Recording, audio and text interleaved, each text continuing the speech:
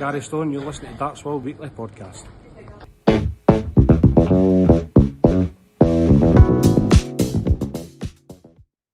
Hello and welcome to episode 11 of the Darts World Weekly Podcast. My name is AJ Ermston-Toft. My name is Harry Masterson. And how are we doing this week? Very good, AJ. Obviously, another busy week coming towards the end of uni now, but just slowly getting there day by day and nearly there now. Nearly there. How have you been? Yes, been a busy old week last week. Personally, my son was on holiday in Italy skiing and he came back unscathed, so that's a bonus. And I've just been watching the darts from afar, and as we'll get into now, it's been a fantastic week of darts, and I think we should start right now.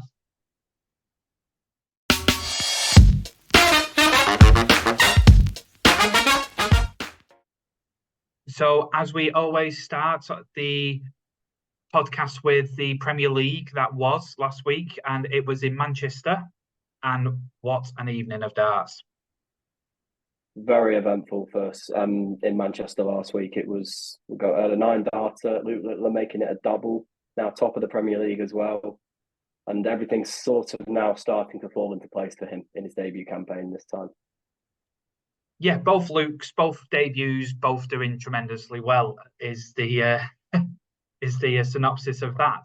But yeah, looking at just the games themselves, I mean, Gerwyn Price getting that 9-darter, and it seemed out of nowhere, but you look at the averages, I mean, 109 first round, 102 second round, and then 93, whereas, Luke Littler was hovering around the 100 mark, and this is what we've been saying week in, week out, that 100 average, that 15 darts per leg is the minimum that it looks like. And now, every now and again, you're getting these 110 averages, and it's just showing how much these players are progressing week in, week out. And it might be a bit all over the place on the Pro Tours, but this Premier League is turning out to be a really good one. Absolutely. The last game between Gerwyn Price and Peter Wright last week, it's mad to think that them two are the bottom two players in the Premier League with the numbers that they produced. 107 from Gerwyn Price to win in 6-4 in the end against Peter Wright, who averaged 109. And he's had two performances in this Premier League, Peter Wright, where he's averaged 109 and 103. And he's walked away from both of those matches as the loser. It's just crazy to think. I mean, we've discussed this many times, and we keep saying 110 or around that mark, like 109, 107. But if you look at the night's total average for all the players concerned, I mean, it's like 90. This week in Manchester, it was 98. The previous week, it was 96, but there has been times where it's been 100 average. So we're saying 15 darts. If you're not punching at that level, don't bother. Exactly. You saw the game between I'm sitting here saying that Peter Wright had the 109 average last week and lost. I think Van Gerwen had a week in Nottingham where he averaged 110 and lost. But that's only because he came up against the Luke Littler that averaged 114 himself, and he missed double 12 nearly for the 9-darter. So it's just showing that the standard in this Premier League is higher. It's as high as it's ever been, and I feel like there's still more to come with the remaining weeks before we find out who are the four that will be competing in the playoffs. Definitely. I mean, I think back in the day when the Premier League first started, all the headlines was just about Phil Taylor and how big he can win by, like what's the biggest gap he can win by in certain matches, and yes, there might have been a few anomalies in that Premier League campaign, but I've never seen a field where it's been this close. I mean, and some days, we're trying our best in the Predictor League to, obviously be as correct as possible. And form, it's not even about form. I mean, you can't look at it that way. I'm realizing, it's literally on the day. I mean, Luke Humphries, absolutely played amazing darts on the Euro Tour, but then, out first round, it doesn't make sense. It shouldn't make sense.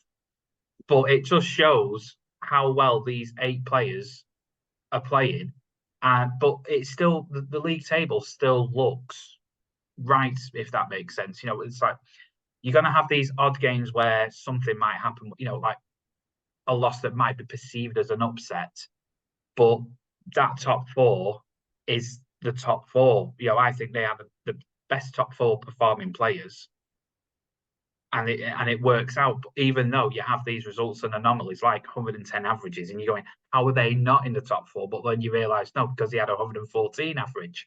It's it's just crazy. Just highlighting the fact that the standard has gone up. I think when Phil Taylor was playing in the Premier League back in the day, it was a case of if Phil Taylor turns up on that day, he's going to win. Yes. Nowadays, obviously the format has changed now, so it is a little different in comparison to what Taylor was playing when he was in the Premier League. But the fact that we've had that Luke Littler could become the third different player in this campaign to make it 3 night wins in a row, I think that's ridiculous. And in the first ever Premier League that happened, like with the brand new format, I don't think there was a single player that won 3 nights in a row. And now we're at a stage where I think there's going to be 3 different players doing it if Luke Littler can get over the line in Birmingham this week. And we're sitting here saying that Michael Van Gerwen was pretty much guaranteed a place in the playoffs, and now he's in a position where he could be getting caught by Nathan Aspinall and Michael Smith. I was just about to go into that point because we've only 6 weeks away. And, looking at the league table, you've got Luke Littler on top, Luke Humphries second, 1 point behind, Nathan Aspinall on 18, Michael Van Gerwen on 17, and then Michael Smith's there in 5th on 15. Now, I touched on it briefly last week, and looking at the fixtures this week, no spoilers for the Predictor League, but this week is a really, really important week for MVG.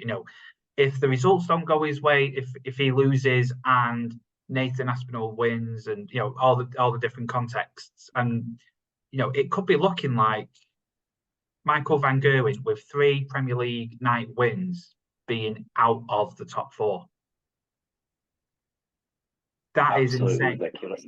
Yeah, and it shows there's many ways to skin a cat, as they say, but you can have them 3 league wins, but apart from that, as we said, it's been, as I like to say, hit and bust. He's been either winning it or not turning up. And he's not. He is turning up, but he's just walked into a few hurricanes with Luke Littler in the averages, and then he's been unlucky in other games where it's just that 1 dart difference or the breaker throw. But in this format, and with these players involved, you can't go, I've got an easy week this week. It's not happening. He's got a massive test this week in Birmingham because it's a case of him being 4th in the league and Nathan Aspinall's 3rd in the league, and they're playing each other. So one of them 2 players is walking away empty-handed in terms of points gained in the league table. So whoever does come through that match will be boosting their playoff chances big time. Massively, and Michael Smith and Rob Cross. Rob Cross is on 11 points, but still, nipping at the heels, and it's just that thing where they could, both players, Mike Smith and Rob Cross, have got that potential of winning a night. And, I think more so than, Gerwyn Price came close in Manchester, but I just think looking at that top 6, with 3 of them fighting for that 4th spot, as the weeks go on, the pressure's going to build, and these games are going to be more and more crucial. Now, will the standard drop? Probably not, but it's just going to be that bit more intensity, and it's just a bit more, more worried darts, where, if someone makes a slip, it's up to that player to really, make a mark for themselves. We're now getting to the business end of the Premier League, and obviously come the end of the final week in Sheffield, we'll know who are the 4 players that will be heading to the O2 Arena. And if you do get into that top 4, you would have to put in a shit to have got to that. Got to the O2, because it is, as you mentioned, it's a tough standard, tough set of players that are in this field at the minute, and the more night wins you get and the more wins you pick up. I feel like Nathan Aspinall this year as well will want to make sure that he doesn't fall into the same trap as what he did last campaign, because he fell on the last night against I think it was Johnny Clayton that ended up nicking the final spot in the playoffs. So he'll know from what he'll have the experience from last year to know and deal with it this time around, and hopefully it's a different outcome for him. Yeah, absolutely. It's going to get really interesting, and I just can't wait to see how it plans out, and hopefully we can be at one of the weeks so we can get to see it and feel it firsthand. Absolutely, it's going to be drama all the way until the end, and as you say, we could be there. I mean, just going a little bit, looking ahead, we've got Birmingham next, and then we're in Rotterdam, then we're in Liverpool, Aberdeen, Leeds, Sheffield, and then it's the playoffs. So you're looking at that Yorkshire double, where that could be some of the biggest nights of darts, in Premier League history. Absolutely, there's a case of that's going to be the business then. That's where, like, after that week in Leeds getting night 14, it will come to a case of the top four in the league. So it'll be first to the eighth again, like it was in Dublin on night 8. Yes. It'll be a case of fourth playing fifth in the final week in Sheffield, and that whoever that is at the time, that match is going to be huge, because whoever does, if fifth ends up losing that game, that's it. You're done. Yeah, but even first versus 8 is a massive game, because Peter Wright, as we said, he's been putting in these monster averages. He's just been unlucky, and he really could play the role of spoiler, as could Gerwyn Price. And you're looking at the fixtures. You've got, big game in Aberdeen, Peter Wright versus Michael Smith. The ramifications of that game is huge. Peter Wright will definitely want to win in Scotland, and Michael Smith at this moment is 5th. Michael Smith's got to win that to give himself as much chance as possible. And with Michael van Gerwen being in the opposite half against Rob Cross, again, big game, because that has massive ramifications for the league table. This is proving to be, and I watch the Premier League. I find it fascinating year in, year out. You get these massive results, but I think this, in terms of the story that's being played out just by the games, the way it being, I think this is, as we said, is one of the best Premier Leagues, and it's going right to the end. It's not going to be, there's your top 4 by week 10, and then it's just an exhibition. This is do or die darts, and I'm really enjoying it. Absolutely, it's going to be a fantastic ending to the Premier League, I'm sure of it, and I just cannot wait for it all to unfold.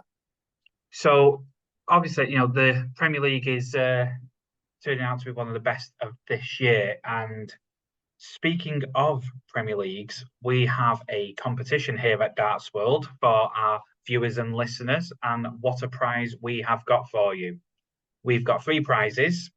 2 runners-up prizes will be edition 585 of Darts World, with a set of the anniversary flights and a 12-month subscription to Darts World magazine.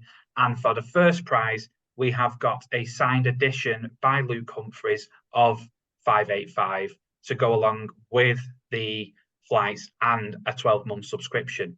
And the question is, how many points will Luke Humphries have at the end of this Premier League campaign? So you can send your answers in via email at editor@dartsworld.com, or you can go through our socials on X, Twitter, which is darts_world, or on Facebook as Darts World Magazine. Entries will close at week 15, and all winners and all correct answers will then be drawn for the first prize and the 2 runners-up prizes. We wish you the very best of luck. If I'm not even daring having a guess, because my guesses on the Premier League have been good at times and woeful at others, so I'm not even contemplating it. And I'm the same. Like, I feel like we've both had weeks where you've had a complete stinker in terms of predicting all 4 quarterfinals wrong, and I know for a fact I've had a couple of them weeks as well. So, not an easy question, this. No, so we wish you all the best of luck, and hopefully you win one of them fantastic prizes. Yes, so that was the Premier League, but obviously there's been a lot more going on in the PDC, and we will discuss the Pro Tour.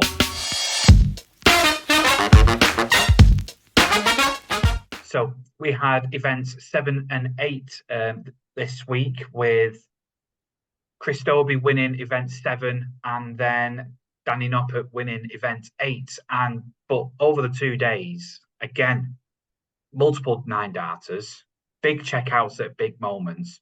And we mentioned Chris Dobey. I've got to mention the clip on Twitter between his game with Mike De Decker, because I thought it just showed everything that's great about darts, in terms of, yes, Mike De Decker missed them 2 darts at double.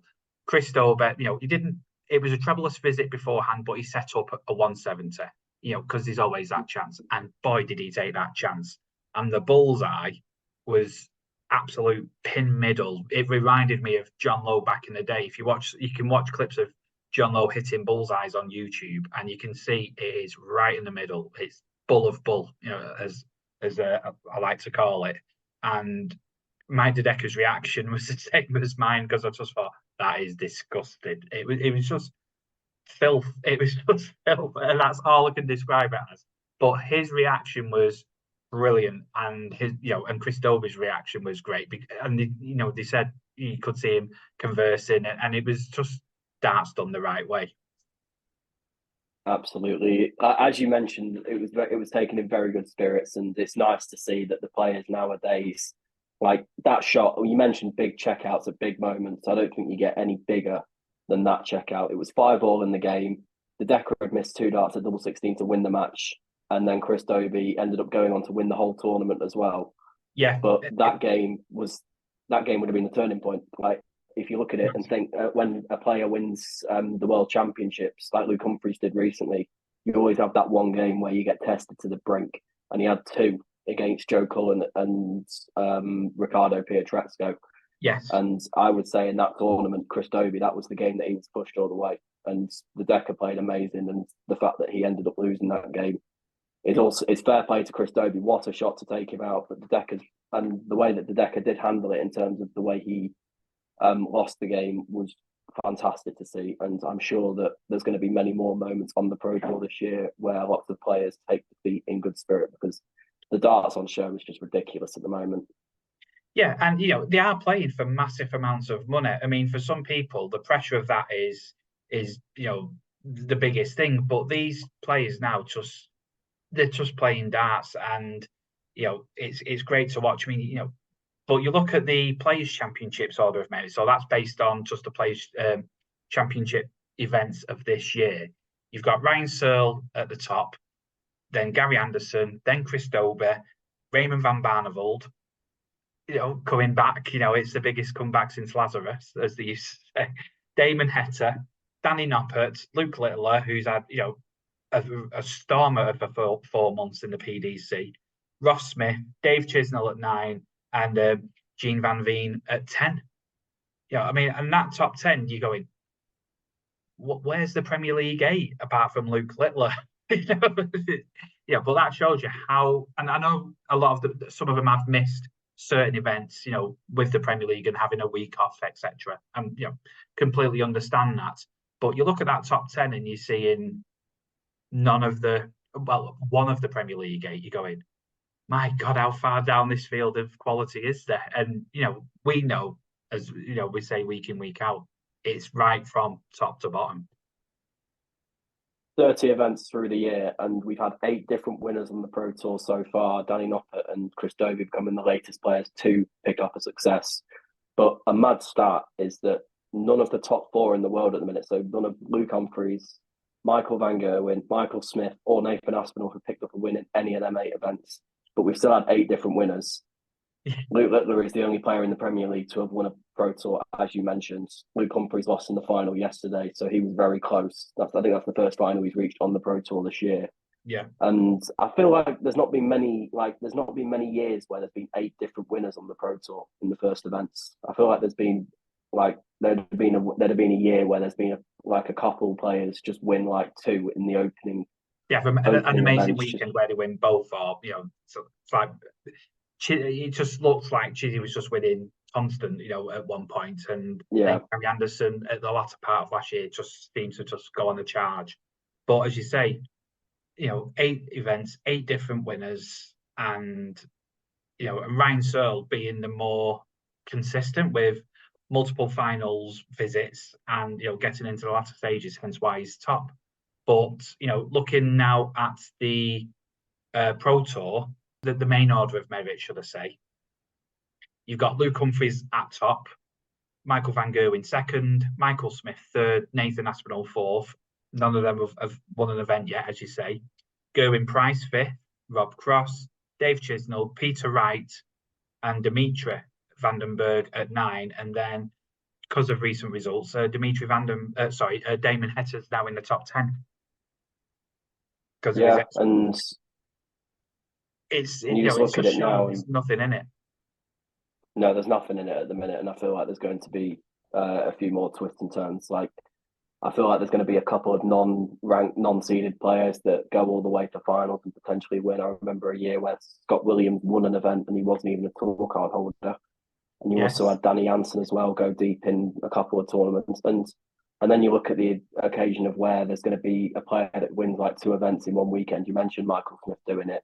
I think Joe Cullen did it before. Gary Anderson's done it before as well. Yeah. There's been loads of examples of it. But so far this year, nothing to be seen. But going back to Players' Championship 7 as well, there was a lot of talking points from that day. 3 9-darters from Steve Beaton, Daryl Gurney, and the overall winner, Chris Dobie. And it just shows that the standard on this Pro Tour so far this year has been nothing short of ridiculous. Yeah, this is one way of putting it. That's why I'm putting it. Yes, for recording purposes anyway. But no, I mean, and Steve Beaton, like when he made his announcement about retiring at the end of this year, and I'm going, he can still knock people out for fun, and and he's hitting 9 darters. I'm going, well, if it is his last season, and whatever he decides to do is obviously up to him. But I'm just going, Steve Beaton on Modus. That's going to be huge. And again, you're going to see players up in their game big time. Steve Beaton in the seniors. It's crazy to think. I mean, yes, he has been. He's an elder statesman, and he's he's very experienced. But I'm just going, he still can go up deep into tournaments here, and I think he may change his mind. I know Ross Smith mentioned in an interview that he wants to change his mind, but we've just got to wait and see. Absolutely. I feel like we saw when Steve Beaton played at the World Championships recently that his game is still, like, a lot of people you have to play your very best to be taking him out. Like Vessel Neiman in the opening round of the World Championships, we've seen this year with how good he's been. He averaged 100 in his opening game at the UK Open. And then on the opening weekend of the development tour, he was just throwing, as I said in a previous episode, I felt like he was having a competition to throw the best average with himself. So for a fact from the numbers he's produced that you're going to have to take a lot to beat him, and Beaton did beat him 3-1. And then in the following game, he played Daryl Gurney, and it took Daryl Gurney 2 ton plus checkouts to eventually take him in a final set decider. Exactly. And, it takes a lot in beating Steve Beaton. So, a fantastic couple of days there at the Pro Tour events. And moving on from the PDC, we now turn our attentions to the ADC. Moving on from the PDC, we move our attentions onto the ADC, and we had all the results in of Vault 6.0, and we've got all the winners of their respective regions, starting with South East and London, where Adam Mould came top spot with Ben Payne second, Paul Hogan third. And then in the Midlands, you had Mark Frost being top with Dan Nichols second and Daniel Asprey third. And then love his nickname, Frosty the Throwman. Frosty the Throwman, best nickname in darts. And in Wales, you have Kevin Mills in first place with Mike Huntley in second and Terry Nash third. And in Scotland, you have Davy Kerwin at top, Scott Winder second, and Paul Hanaway in third place. In Ireland, you have Steve McEwen first place, with Niall Cullerton second, and David Peacock in third place. And then in the east of England, you have Gareth Murray in top spot, with Michael Burgoyne second, and Darren Youngs in third place.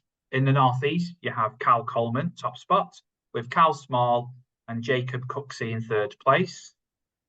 In the northwest, my region, you had Stuart Kellett, former Windmill World Master, top spot, Jason Chisnell second, and Patrick Williams in third spot. And then going over to Northern Ireland, you have William McKendry in top spot, with Barry Copeland second, and Justin Cushnan in third place. And Yorkshire and Humber, you have Steve Rice at the top there, with Martin Turner, who's making his England debut very soon, in second spot, and Sean Rutter in third. And then in the southwest, you've got Johnny Haynes at the top, with Jack Tweddle in second, and the Bull, Terry Jenkins, in third spot. So that's all the winners of the respective vaults in their area. And, you know, it just goes to show the quality is there. I mean, unfortunately, with my line of work, I can't be in one region at any one time. But playing the predecessor, played like the first couple of vault events, and you could tell the format, you know, in the Northwest, Grand Slams are very popular, Grand Slam events. That seems to be the norm in our region. So you've got your group stages and then your quarterfinal, semi-final, final. And as value for money goes for the players, in terms of, you know, you're getting some really good competitive practice, which is what everyone needs. In you know, if you want to improve your game, iron forges iron. You know, it's a good way of practice, and you're getting value for money in multiple games for your £6. And, you know, you've got players who just may have been pub players to start with, and they go to these events, and it's a great base point for them to then progress to other events like the ADC Windmill Tour. And then you can see the transition and the steps of moving forward to gaining a tour card. You know, and obviously you throw in the Moda Super Series as a prize, you know, for the knockouts at the end of each vault. You know, what's to lose? Absolutely. You look at as you mentioned, the value for money in the ADC vaults is nothing short of spectacular. Like, I've played in a couple of the events myself. I played one in Harrogate and one in Pudsey for the Yorkshire and Humber region. And again, as you mentioned, you get 5 games, so you're probably spending just over £1 per game in a best of 3 legs. So yeah, as you mentioned, you're getting your match practice in there. And as I feel like I've said this before, but the opportunities nowadays for the individual type player is so much better in comparison to when I was growing up. I feel like county was more of the way that players were up and coming. Like, that's the route that they would go down. But now you've got the ADC and you've also got the JDC as well. Yeah, I mean, when you said when I was a lad, I was like, you're a lot younger than me. But when I, you know, but as you said, you know, for me, when I was a youngster playing darts, the only place you could play against other youngsters was inter-county. You know, there was no, you know, and then apart from that, you're playing against grown men. But, you know, that's a different story for another time. But just as you say, for amateur dart players, or, you know, for non-tour card holders, I can see the ADC being the only viable ticket in this country. I mean, you know, people have, you know, there's different strokes for different folks. And, you know, some players, you know, they yearn for that place at the lakeside, so they will go the WDF route. But it involves a lot more foreign travel. And, you know, in these times when, you know, money is, you know, sparse for a lot of people, you know, in terms of, you know, just the living standards and things like that, you know, £6, you know, you go into a local event, but the accumulation of that, and then you could start playing on TV or on YouTube, you know, with the Moda Super Series, you know, which is kind of the X factor of darts, essentially. You know, these players that have turned up as ADC qualifiers have then gone on of gaining really good sponsorship deals or management deals, and it's they've got a chance to showcase their talents. At the Modus last week, it was a fantastic week of darts, but I think this time by some tall margin. There's a lot of entertainment last week.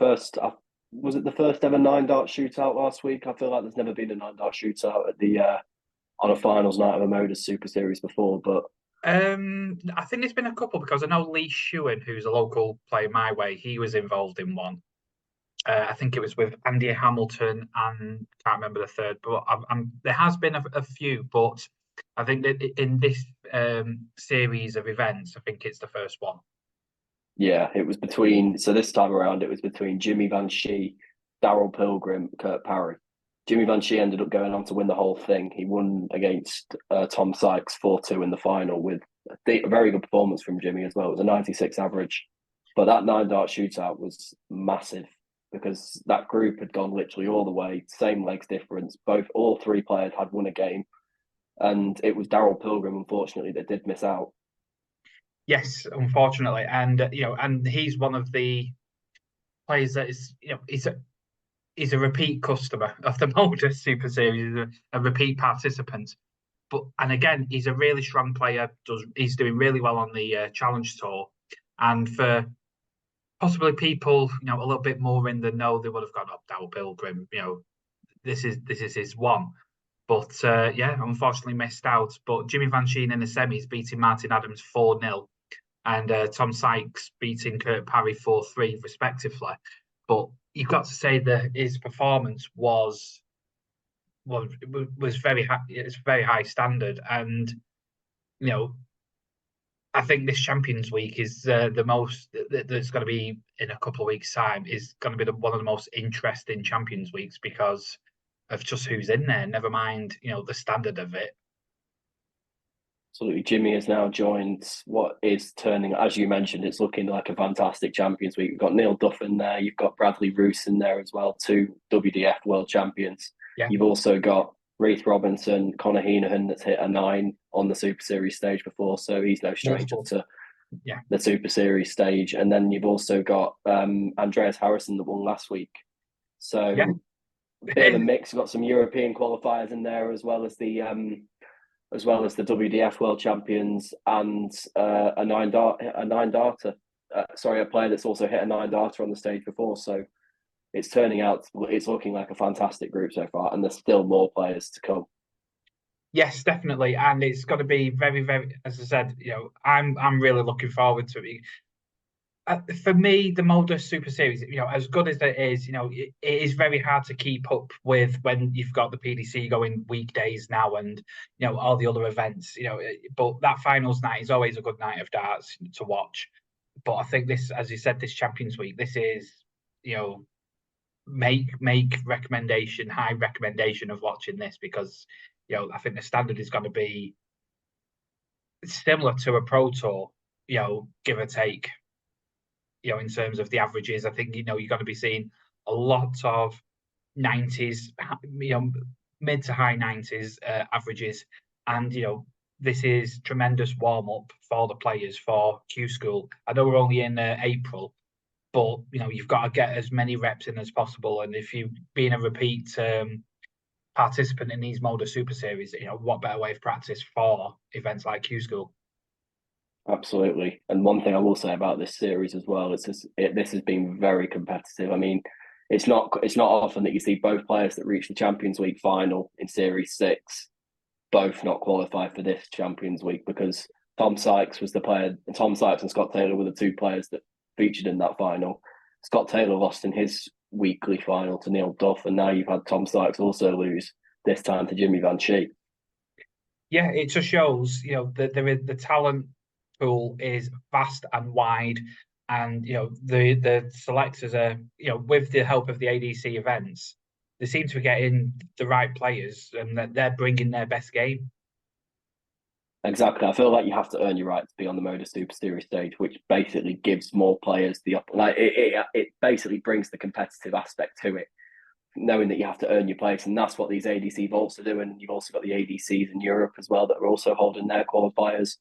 And I feel like Jimmy Van Schie did come through the Europe side of things. And you've also had Tom Sykes in the past and other players as well get onto the Super Series stage via ADC, whether that was the Winmau Open Series last year or the Vaults, which, well, we've already mentioned in the show that the finals nights for all the regions are coming up.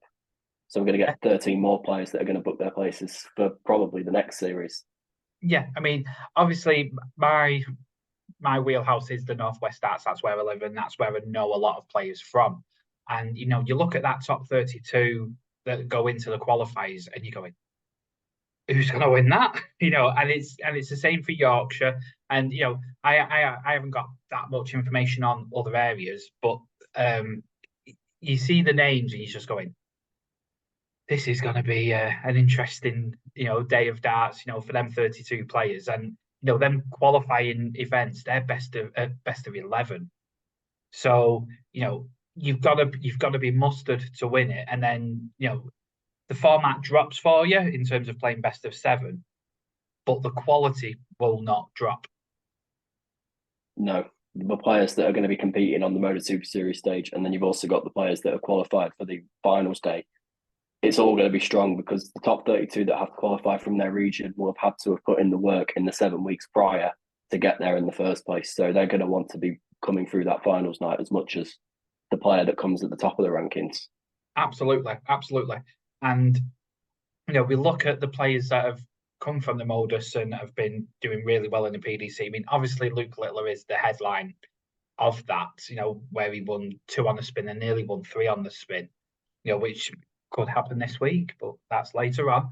But, of other players, you've got Graham Usher, who performed really well in the past on that Modus Super Series, Adam Warner, Rhys Griffin. You've got a lot of names there that have tread foot in Portsmouth, and you're going, you can see why, because that talent pool is getting bigger and bigger. And it, for me, Q School 2025 could be just unbelievable in terms of the quality of players that are going to be going through and getting them tour cards. And then players that lose their tour cards, to get that tour card back is not going to be easy at all. I think in the past, there might have been a bit of a gap between like the Challenge Tour and the Pro Tour. And there is still that gap overall.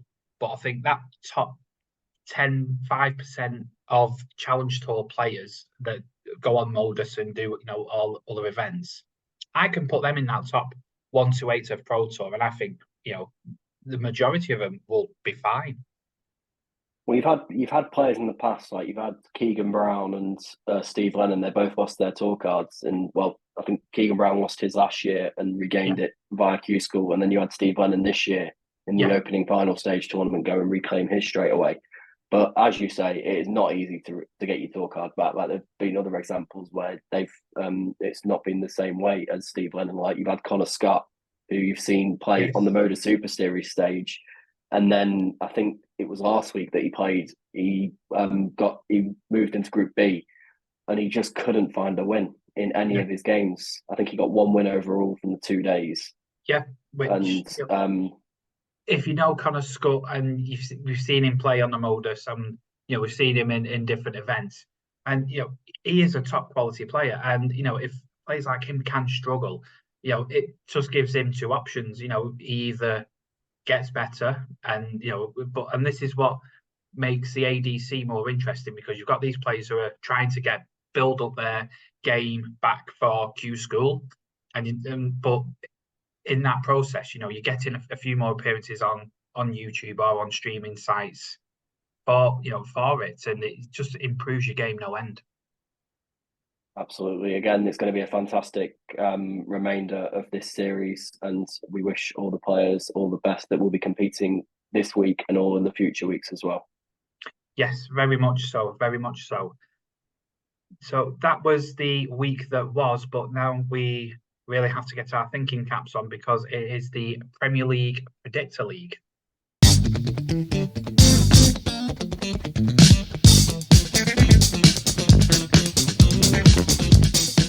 So, as we've already mentioned, there was a fantastic week of darts in Manchester.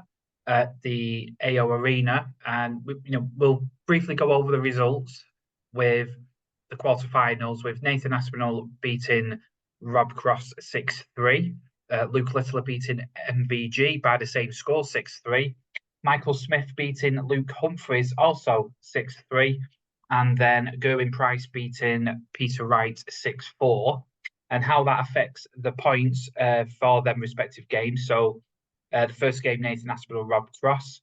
Harry got 2 points with correctly guessing Nathan Aspinall, but I gained an extra point by getting the score correct. With Luke Littler versus MVG, we both got the outcome correct.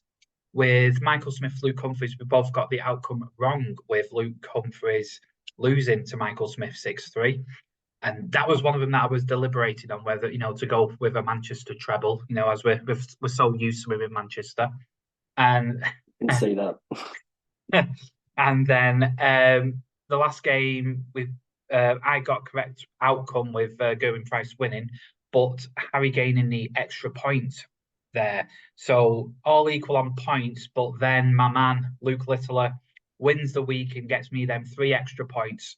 So for this week, Harry gained 7 points and I gained 10 points, which for the totals makes it very, very, very interesting, as with 6 weeks to go, we are both dead set on 53 points. So was it's that all 1 play week for me where I was at the top? Was it just 1 week I was top of the Predictor League for? Yes, just the 1 week. Just the 1 week. Absolutely bottled it. I may as well just call me Tottenham, because honestly, I've just absolutely bottled it in the space of 1 week.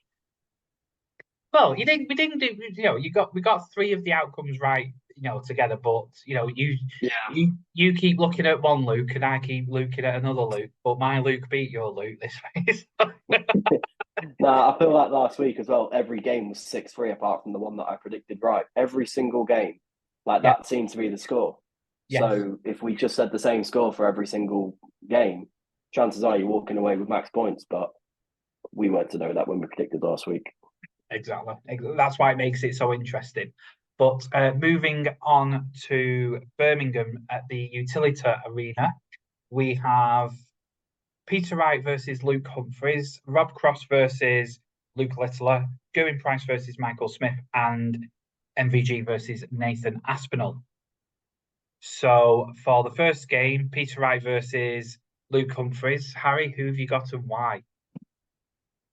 Well, I feel like if you've been listening to all the episodes previously, Luke Humphries seems to be the name that's always on my lips in terms of predictions to win. And there's going to be no change here. I'm going to be sticking with Luke Humphries to win, but it's going to be a tough one because we know for a fact he's on this 2-week losing streak as things stand. He's still second in the league, and it's looking promising that he's going to be finishing in the playoffs in his debut campaign. And this week in Birmingham, I feel like he's going to be given a test by Peter Wright. Don't get me wrong, because we've seen the numbers that he can produce, and obviously he has been unlucky in a few of those games. But I feel like Luke Humphries will win this, and I'm going to go with him to win 6-4. Interesting, 6-4. So I've gone with the same outcome in terms of Luke Humphries winning. I think his game is just that much better than Peter Wright, and I'm not saying Peter Wright's throwing bad. I just think the overall game and the confidence that Luke Humphries is throwing with at the moment makes a massive difference. And I am going with the recurring theme of Manchester and having it as 6-3. Yeah, he seems to win by that score a lot as well. So that moves us on to the second game, which is Rob Cross versus Luke Littler, which, in terms of the overall Premier League, has, some ramifications for Rob Cross at least. He's got to try and find, more wins, to try and creep up the league table. But for me, against Luke Littler, I don't think it's going to happen. I think, unfortunately for Rob, I think, Luke is playing superb as he has done since the onset. And I think it's going to be that one breaker throw, and I think it's going to be 6-4. I am also going to go with 6-4 to Luke Littler. I feel like it's going to be Every time that these two seem to play, Luke Littler usually is the winner. So I've probably said that now, and Rob Cross is going to win this week. But no, I feel like Luke Littler. Yeah, commentator's curse. That's the one. But as you mentioned, I feel like this whole Premier League has come in threes at the minute. Like in terms of you've had Van Gogh win 3 nights in a row, you've had Humphries win 3 nights in a row. Littler is looking to make it 3 himself this week in Birmingham, and I feel like he will make a perfect start against Rob Cross.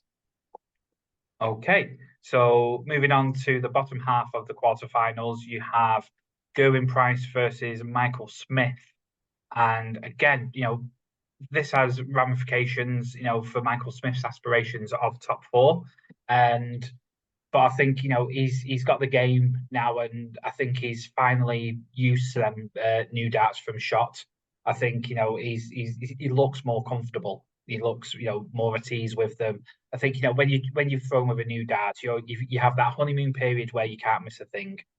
And then it just seems to be this point where you're not struggling, but you're not, you're second guessing. That's how I feel sometimes, when I've changed darts. But now I think he's fully convinced on these darts, and think he's going to win. It's going to be a close game between the two because Gerwyn Price got to the final last week, but I think Mike Smith will win 6-5.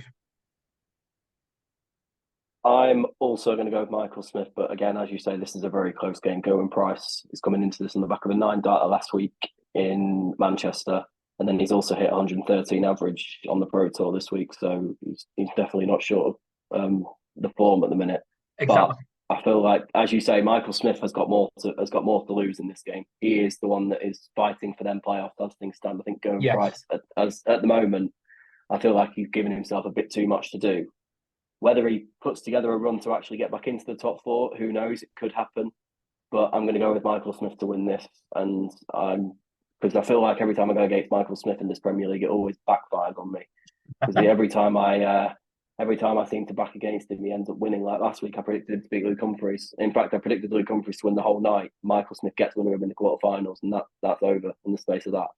I'm going to go with Michael Smith to win, and I'm going to go with him to win 6-4 against Gerwyn Price. 6-4, right? Okie dokie. Then that leaves us to the last game of these quarterfinals, and this has all the ramifications because I think Nathan wants to cement his place in that top 4. He's currently 3rd, and Michael Van Gerwen is currently in 4th, and he's got 2 players nipping at his heels. I mean, this game is a bigger, in terms of for the Premier League, and it's every game's a biggie for us because it just seems to be as we said, we're dead set level. So looking at it and looking at the league table and looking at their performances just in the Premier League recently, I've got to give the nod to Nathan Aspinall. I think it'll be just by that odd legs, and I think so 6-5 Nathan Aspinall. I agree. Nathan Aspinall does love winning by that scoreline, but that's basically down to how he conducts himself on the hockey. For a fact that every leg that Nathan Aspinall goes for, he will be putting 100% effort into every single one. Hence why it takes a lot to end up getting rid of him on one of these Premier League nights. But I feel like Michael Van Gerwen will return to winning ways this week. Obviously, he lost last week to Luke Littler. He had that performance the week before where he averaged nearly 100. I think he averaged over 105, against Gerwyn Price. And as we said, this is 3rd v4. Van Gerwen needs to start winning in terms of his playoff aspirations. He's also the defending champion in this competition. So that's another factor. And I'm going to go with Van Gerwen to win, and I think he's going to win 6-5. So the other way around for yours. Right. So we've got one with massive potential ramifications for the Predictor League. That just leaves us with the weekly winner. Now, it'd be no surprise to you or anyone watching, but we keep saying these threes, and and I think the potential of 3 threes is weighing on my mind, and I think that's why I'm going with Luke Littler to win week 11 in Birmingham. If he does win week 11, then he's given himself a nice, healthy lead at the top of the table. Yes. Yeah, but I do feel that I'm going to actually break the 3 trend. I feel like Luke Littler will be it'll be a double for Luke Littler because I think that Michael van Gerwen is going to pick up his fourth night win.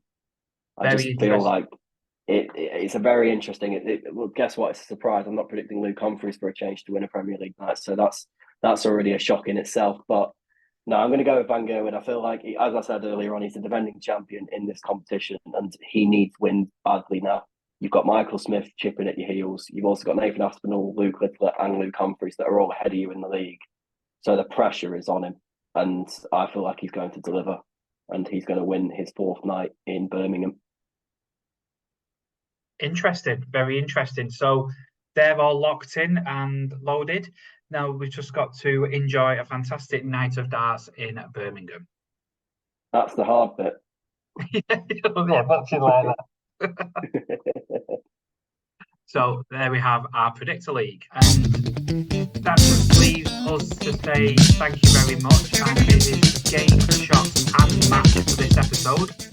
But don't forget to get your entries in for them fantastic prizes for the Darts World 585 edition with the darts flights and the 12-month subscription. And for the first prize, a signed copy by the world champion himself, Luke Humphries. So, sounds like a fantastic prize. Yes, very much so. I wish I could enter. No, I'll probably get it wrong. Same. Judging by our predictions so far. Yes. So, my name is AJ Herbston Toft. And my name is Harry Masterson. And we will see you in the next round.